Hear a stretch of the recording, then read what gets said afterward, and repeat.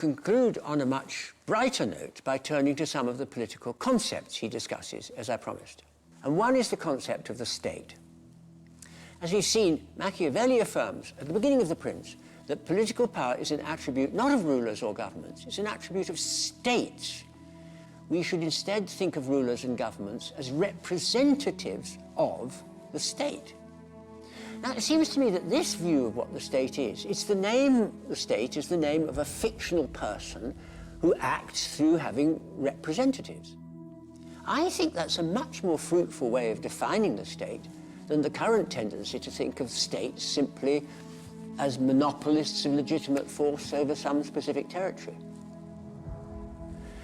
The other discussion that seems to me well worth thinking is about the account Machiavelli gives of how to think about the concept of liberty at the beginning of the discourses.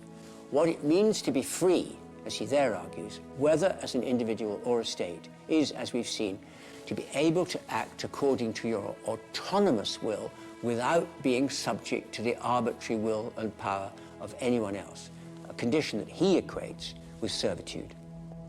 I have to say, again, that seems to me a much more fruitful way of thinking about civil and political liberty than the currently orthodox way of defining liberty as nothing more than absence of physical or coercive restraint.